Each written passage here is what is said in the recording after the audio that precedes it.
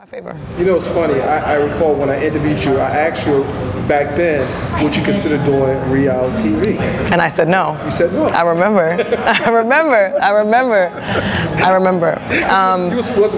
You wasn't for that. And you know, I think what the crazy thing about the difference between then and now, right? We look at how powerful technology is in our industry, in entertainment, in music, especially social media, YouTube. I think all of those components really aid and help with marketing and pushing projects and promotional use. So I felt like, you know, in addition to social media now being such a crucial tool, I feel like television is also a crucial tool. You know, I think I've been on stages all across the world, but I think ultimately people want to see more about who you are. I think the idea of an artist being completely, you know, mystified and mysterious is not as exciting anymore. You know, the more saturation, the more information you get, the better. That's really the name of the game now. I also noticed on Love and Hip Hop, you stay above the fray. Mm-hmm. I try. Yeah, I mean, I try. But you know how those producers are. Listen, they love a good edit. They love a good snip of a clip, and just, you know, kind of let you look a little petty, which is fine. I think, you know, I know what I signed up for at the end of the day. You know, there's got to be a balance between the stuff that we love to push and promote and the stuff that people want to see, which is, you know, sometimes everybody got to get a little ratchet. It's okay. Nothing wrong with it. Was it ever a time during the filming, and then once you saw the final cut, it was something you was like, why did they do that? Why did that?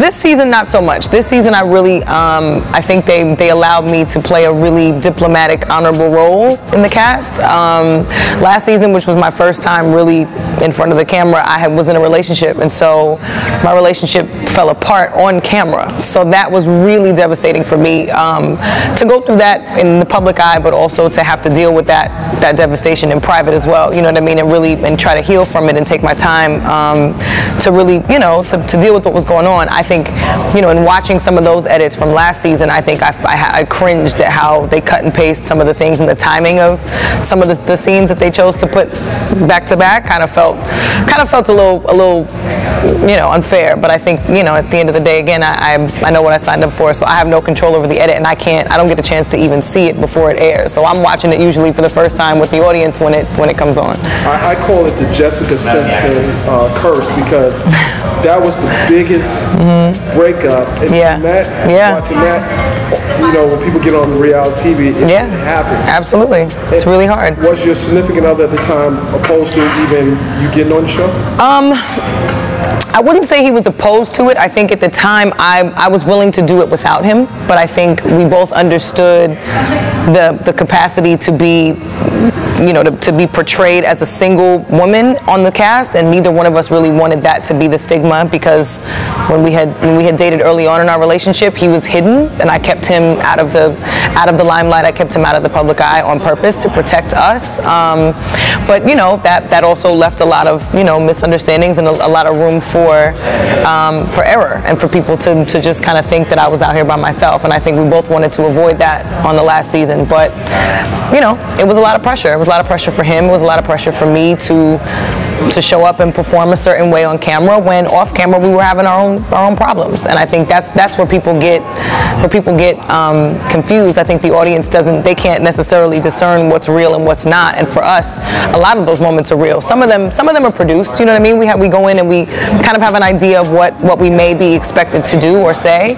But for the most part, our reactions are completely us. You know what I mean? Those are happening in real time. My breakup on camera was happening in real time. In retrospect, what would you do differently moving forward? Because you obviously still filming. Yes. You obviously knew what some of the things that affected your relationship in the past. What would you do different?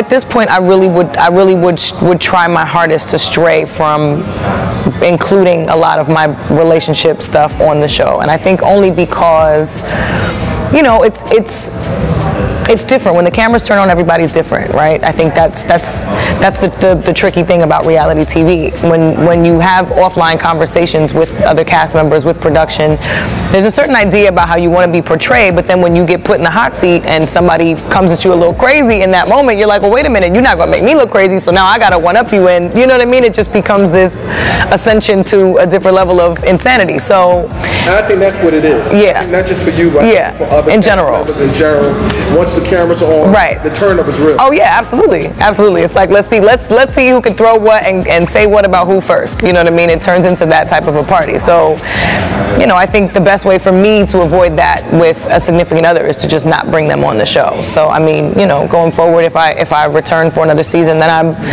whether I'm in a relationship or not, it's not going to be brought on camera. So.